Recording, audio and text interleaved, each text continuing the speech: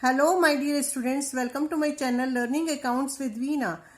Today I am discussing very important MCQs from issue of shares class 12th. Though it carries only 1 mark, yet it is important because with the help of these questions you may understand the whole concept of this chapter, which may help you solving long questions also. Let us start issue of shares with multiple choice questions. These questions I have taken from last 3 years CBSE question papers. Okay, number 1 is nominal share capital is dash dash dash. Nominal capital is also known as authorized capital and registered capital also. Okay, that part of authorized capital which is issued by the company? No. The amount of capital which is actually applied by the prospective shareholders? No. Then the amount of capital which is actually paid by shareholders, it is also incorrect. That last is the maximum amount of share capital which a company is authorized to issue. This one is correct. Authorized capital is the maximum capital which can be issued by the company during its lifetime. Okay, it is mentioned in or stated in memorandum of association. Remember this thing. Subscribed capital is dash dash dash. Subscribed capital, that part of authorized capital which is issued to the public for subscription? No. That part of issued capital which has actually subscribed by the public. This is correct. Subscribed capital is that part of issued capital which is, remember this thing, the subscribed capital is part of issued capital. Okay, which has been actually subscribed by the public. Suppose company issued 10,000 shares and public applied for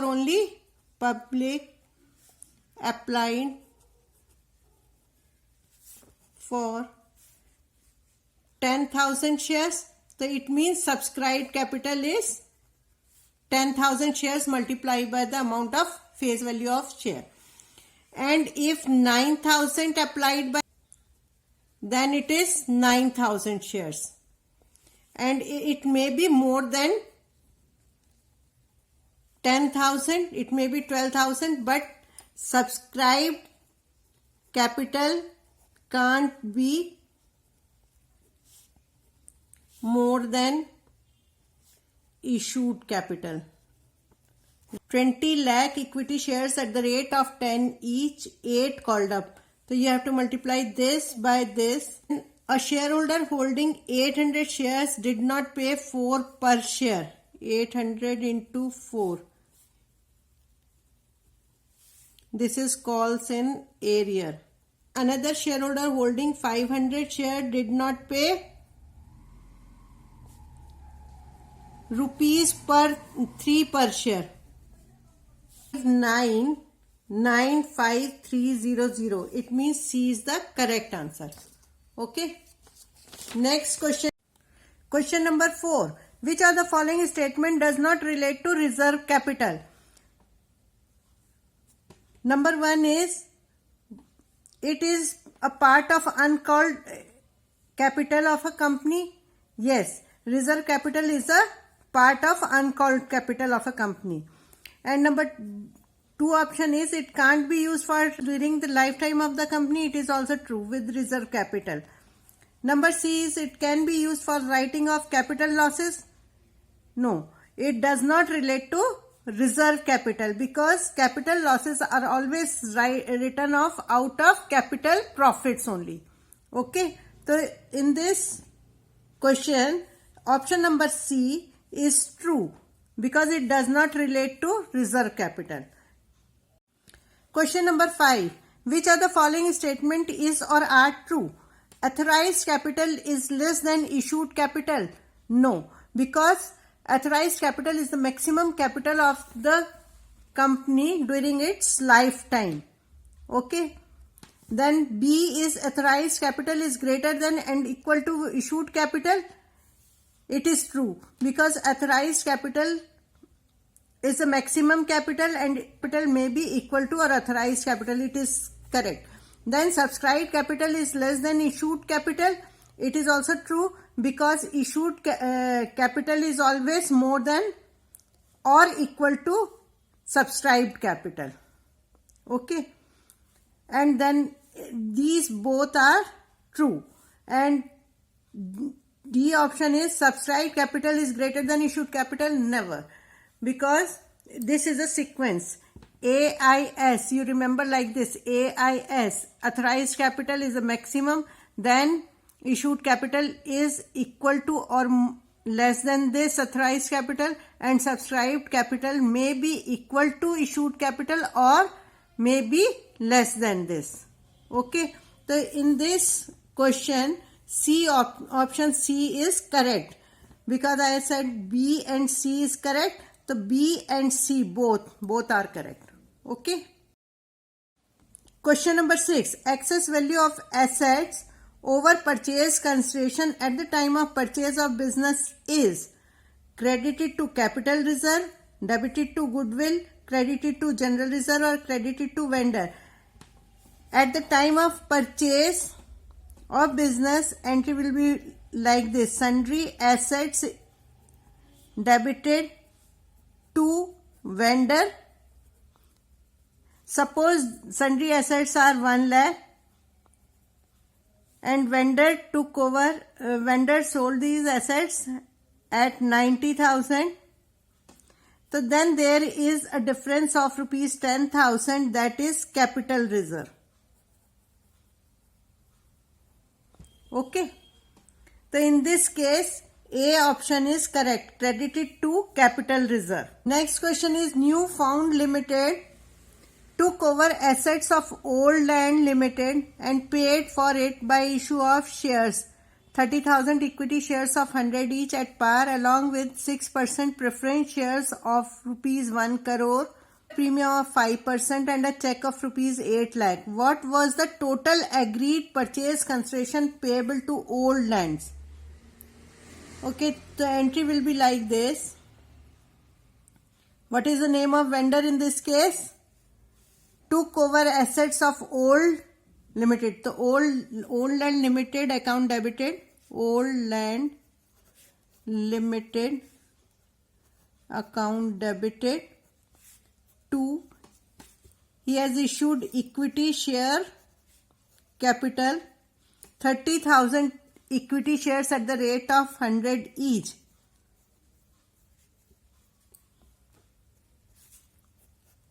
At par along with 6% preference shares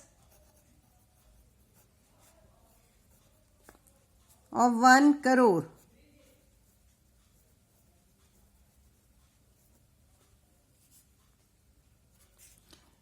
At a premium of 5%, the security premium reserve. This premium is calculated on this 1 crore. Okay, this amount of security premium is 5 lakh. 5% of 1 crore is 5 lakh. 2 and a check of rupees 8 lakh to bank. Consideration will be 1 lakh 43 lakh total of this. B is correct. Okay, in this case. In which of the following Companies Act 2013 allows for issue of shares at discount? Shares may be issued at par or it may be issued at premium only. But in case of sweat equity shares, company may issue shares at discount or promoters of the company. So in this case, only this option is correct. C, issued as equity shares. As per Section 52 of Companies Act 2013, securities premium reserve can't be utilized for writing of capital losses. This is correct. Capital losses may be written off out of capital profits only. Securities premium reserve may be used for issue of fully paid bonus shares, writing of discount on securities, issue of securities, and write off preliminary expenses. So in this case, A option is correct. Security premium can't be utilized for writing off capital losses. Net assets minus capital reserve is purchase consideration in case of assets purchased for consideration other than cash. Okay. So A is the correct answer. All are wrong. Then which of the following is not a purpose for which securities premium amount can be used? Securities premium amount can be used for issuing fully paid bonus shares, but it can't be used for partly paid bonus shares to shareholders. See, remember this thing, securities premium amount can be used. It is not the purpose for which the securities premium amount can be used, partly paid bonus shares to the shareholders. Okay, all other options are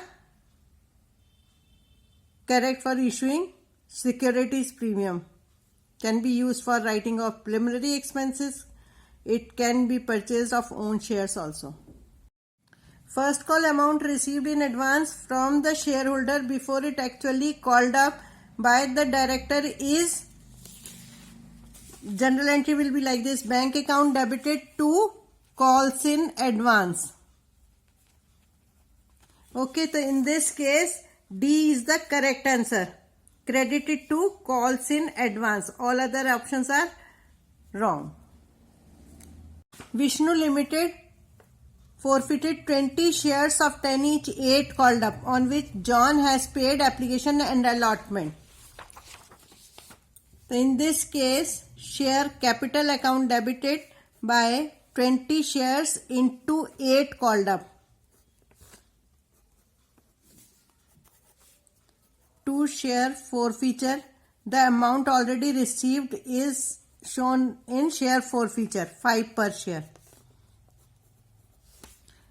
The amount not received is calls in area, that is 60. Okay, second entry will be it is reissued at 6 per share. The bank account debited by only 15 shares were reissued.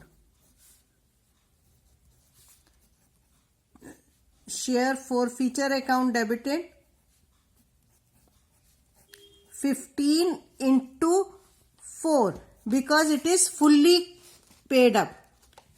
It means 2 share capital is 15 into 10, 150. So here 15 into 4, that is 60 rupees. Okay. Then third entry will be share forfeiture account debited to capital reserve. When reissued shares are less than forfeited shares, so you have to apply formula. On 20 shares, forfeiture amount is 100, and on 15 shares it will be, okay, 15 shares. Okay, and loss on reissue is rupees 60. So therefore 15 rupees is transferred to capital reserve. Okay, 15. And you have to find out balance in share forfeiture account. So you have to find out like this: share forfeiture account, 100 is credited and 60 debited, and again share forfeiture account debited to capital reserve 15. 100 minus 75 is equal to 25 is balance carried down in share forfeiture account. So in this question, what is the balance in share forfeiture account after relevant amount transferred to capital? Relevant amount transferred to capital reserve is rupees 15, and after that balance carried down is 25. So 25 is the correct answer, that is C option. Next question is, what will be the correct sequence of events? Forfeiture of shares, default on call, reissue of shares, and amount transferred to capital account. First of all, there is default in making payment on calls first. Then company will forfeit the share 2 and then reissue 3 and amount transferred to capital 4. So in this case 2134. 2134 is the correct answer. Okay. This is all about today's video. I hope all of you understand it very well. And if you like my way of teaching, then please subscribe and like the video. Thank you very much.